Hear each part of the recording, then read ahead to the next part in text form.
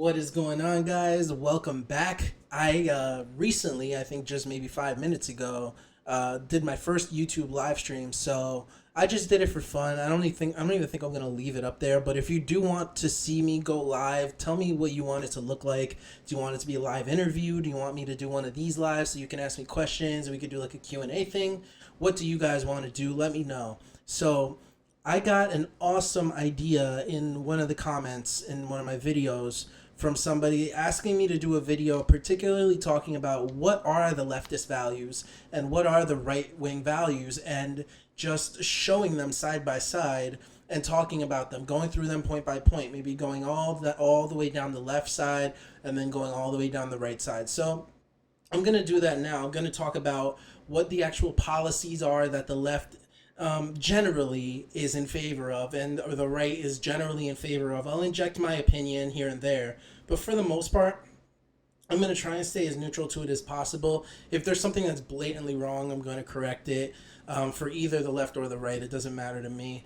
But I just want to do this because a lot of my friends, and I think this will be a link that I'll send to a lot of my friends, a lot of my friends ask me why I'm a conservative. Like, why is it that I feel like Christians should be conservatives or Christians should lean right or have right wing values? And that's because they just intersect, right? There are what Scripture says about life, about liberty, about only bowing to Jesus, is those are things that you can't contradict. And if a party or a political party is against those things, then it's something that obviously we can't be a part of. So let's jump into it. I found this article. The actual website isn't a great resource or anything, so it's not something I want you to take at face value. But I do want it did lay out pretty good arguments on both sides, so I want to go through it and we can check it out live here together. So this is from different.com, and it just lays out some of the policies: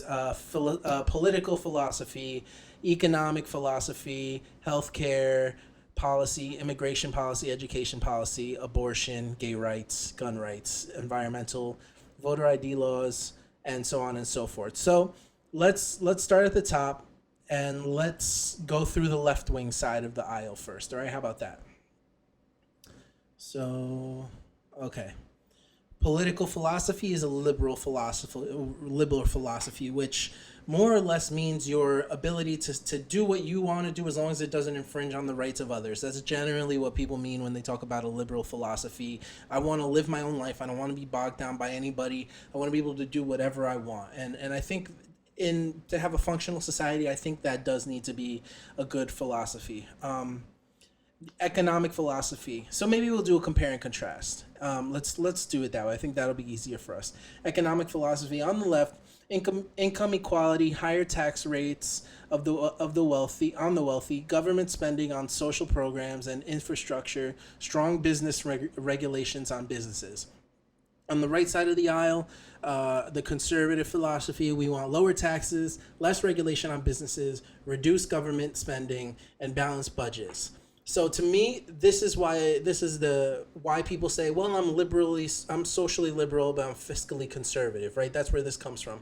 I want to be able to do whatever I want with my life, but also I like money. So, so there's an aggressive stance on the right side of the aisle that is all about whatever you work for, you get to keep. If you take the time to open up a business, hire out people, pay them an agreed upon wage, and you start making money and you start making hand over fist money, then you deserve it because you put in the work. On the left side of the aisle, everybody should be getting paid the same amount. Whether you're the boss, whether you're the worker, whatever you are, you should be getting paid the same amount. And if you have more money, you should be getting taxed more than the rest of us, because it's not fair that you have more money, even though you worked for it. So that's one thing that pushed me away from being a leftist. So I think this is going to be very educational for all of us. Healthcare policy. So I'm not an expert on healthcare. I have epilepsy, so I've dealt with healthcare here and there, but I'm not somebody that's super versed on this. So I'm not gonna like die on this hill. You know what I mean?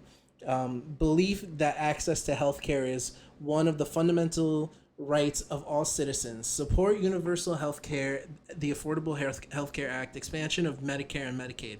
So I will say this to extend an olive branch. um, I can understand why people are on the left side of this when it comes to healthcare. It's like everybody should be able to live, right? Like that's basically it. They want their right to live.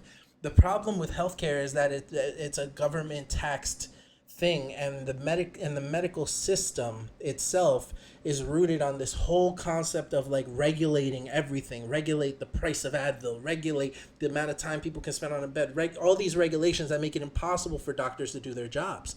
So on the right side of the aisle, when it comes to healthcare, oppose government provided universal healthcare and the Affordable Healthcare Act, favor competition to Medicare from private insurance companies, opposed to Medicaid expansion. So I was talking with somebody in my comments, and we were talking about. She sent me a link about Trump and how he's denying millions of people healthcare. Right. Of course, this is an article written by CNN, I believe, or MSNBC, something like that.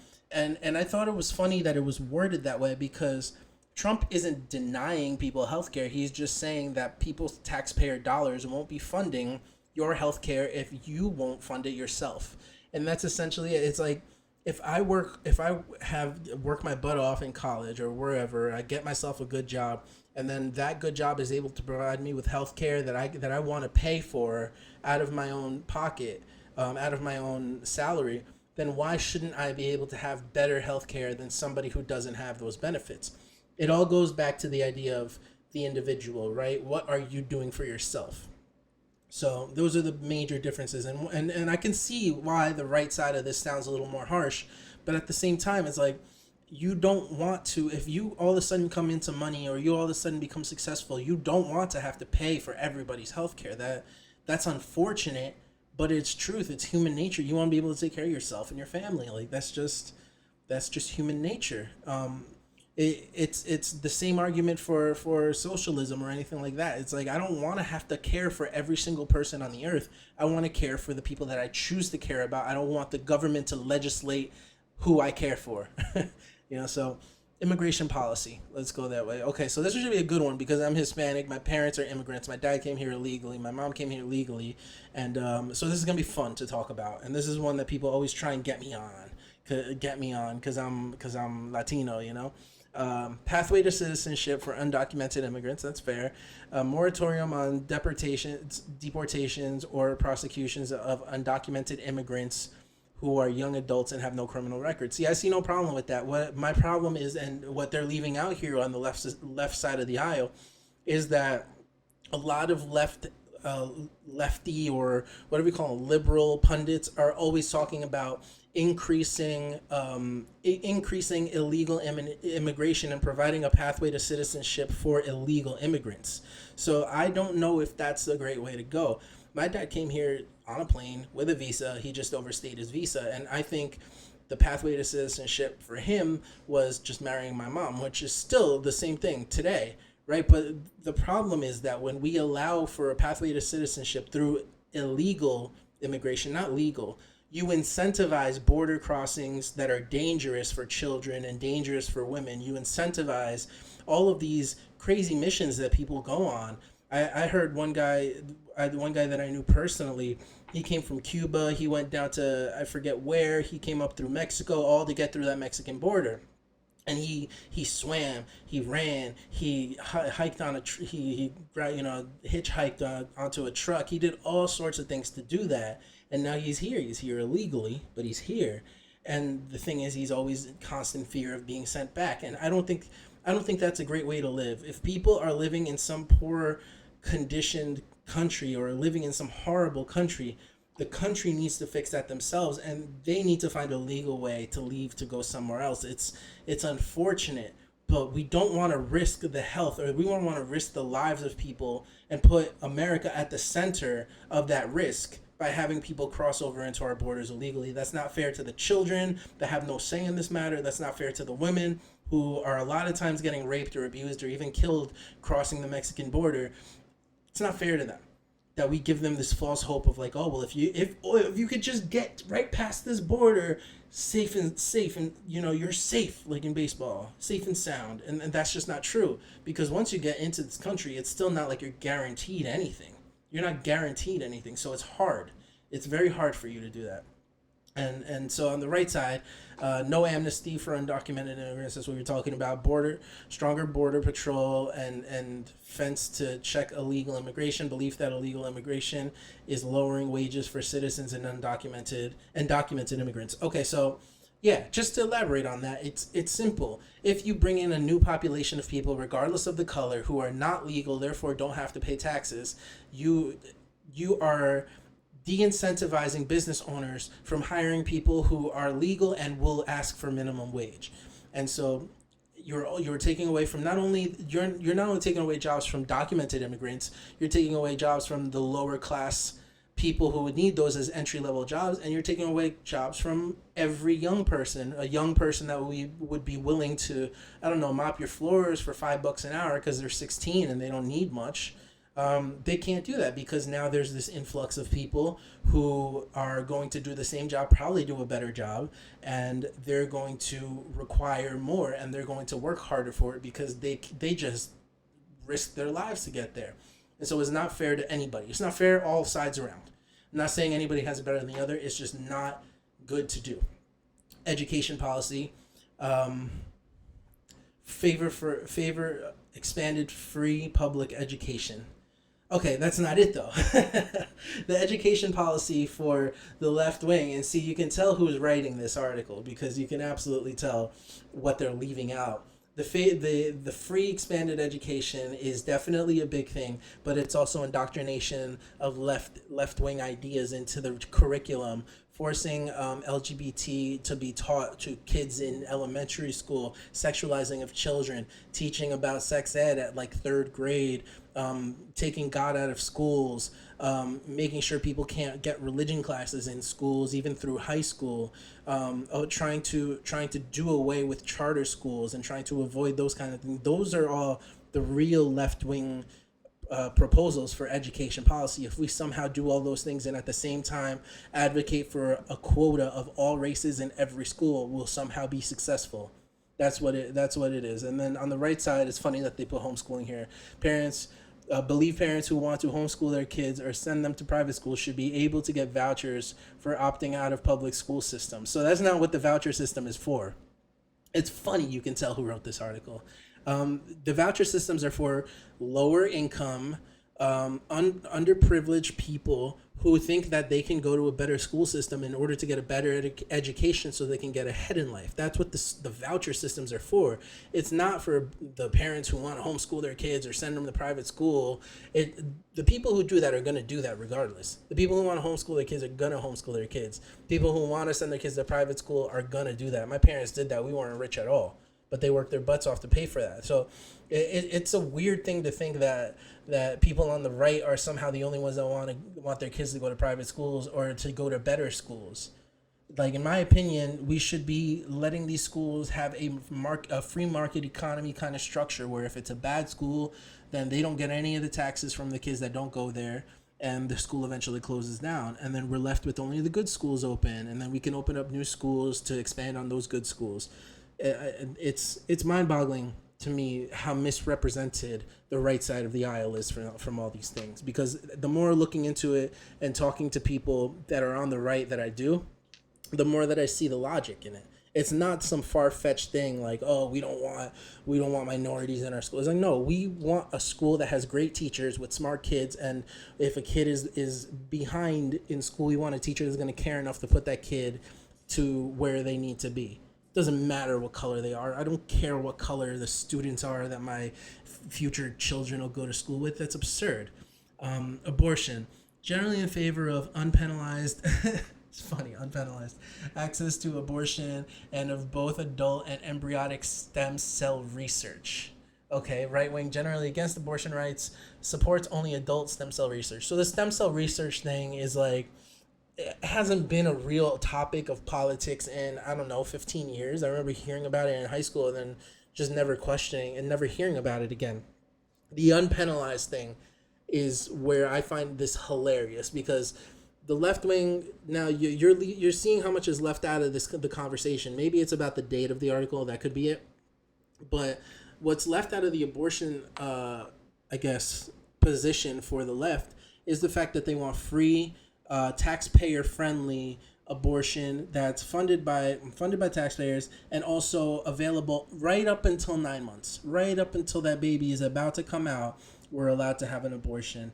Whereas the right has all variations of this. So, oh, well, maybe 6 months is a good cutoff date. Maybe 3 months is a good cutoff date. But it shouldn't be taxpayer funded.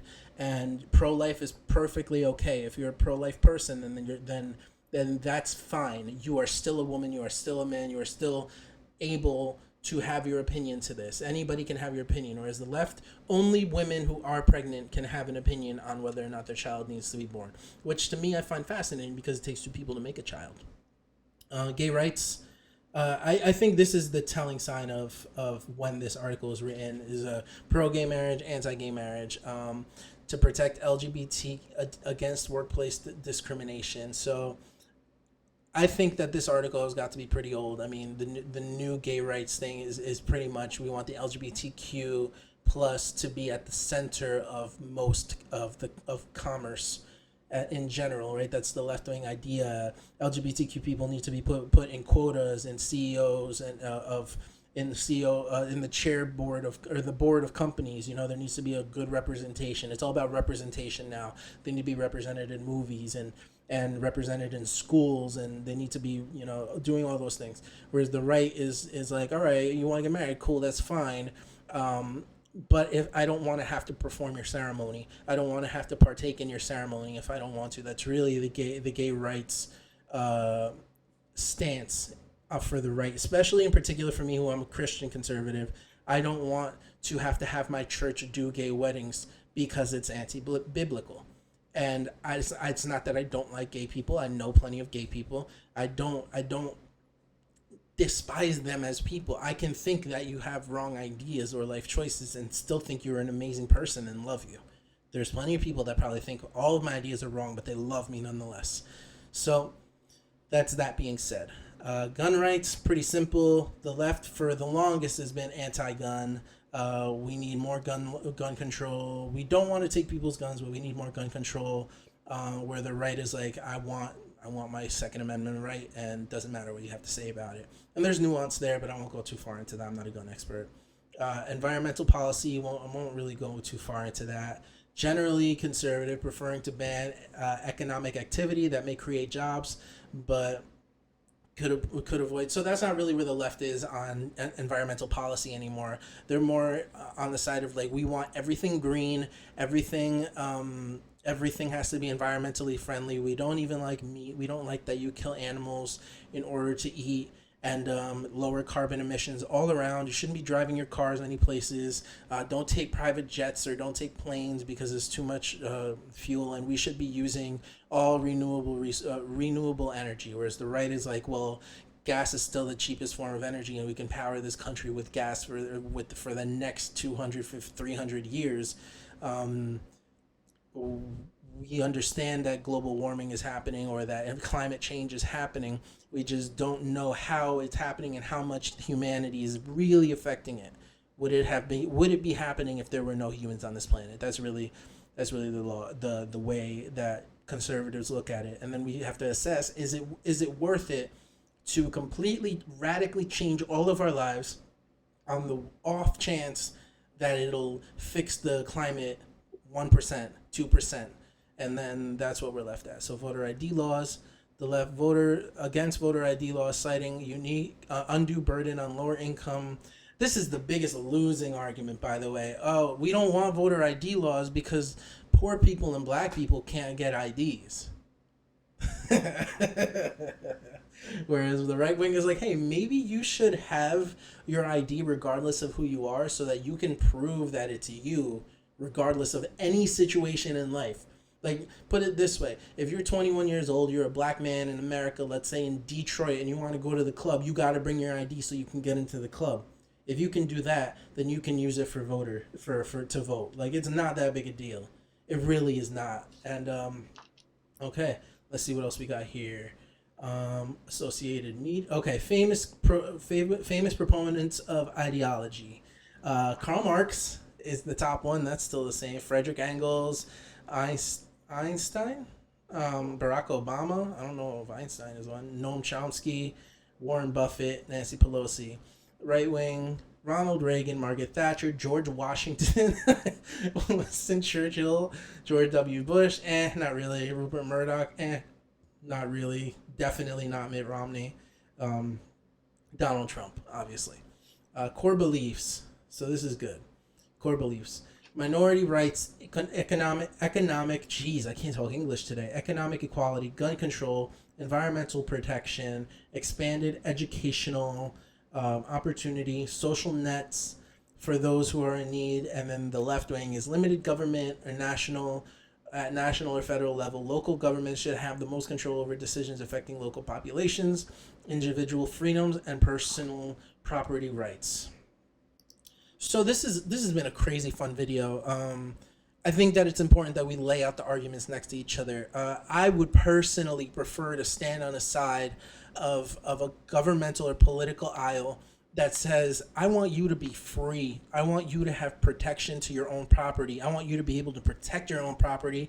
I want you to be able to keep your own baby. I want you to be able to have ideas about keeping your own babies. I want you to be able to own your own gun, to have your own house, to do whatever it is that you want when you follow the rules that are genuinely put out for this country. I think that's a good thing. I don't think that prioritizing within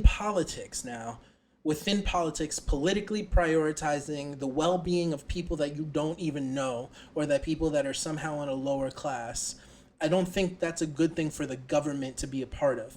I think those are good things for social institutions to do. For example, churches, the YMCA, I don't know if that's affiliated with the government or not. Churches, synagogues, mosques, whatever part of the community you're in, your football team, your soccer team, your local gathering of people, your block party, those are the people that should be helping each other with oppression and with poverty, and helping each other get out of poverty. There should be nonprofits coming up all the time trying to help educate people on like financial literacy and things like that. Those are the kind of things that should be making changes within inner cities and within lower income places. It should not be the government sticking its hands into the local pockets of every single American and into the local lives of every single American, trying to fix something that from Washington that they have no idea about. So I'd rather stand on the side of like, do whatever you want, say whatever you want, have whatever you want, drink whatever you want, smoke whatever you want, shoot whatever you want. Just don't hurt anybody. Don't hurt anybody. That's my thing. And so I'm going to leave you guys with that. You guys let me know, did I misrepresent the leftist worldview? Did I misrepresent the right-wing worldview? And am I giving them fair comparisons? I would love to know what your personal opinion is on that. And make sure to keep this channel growing.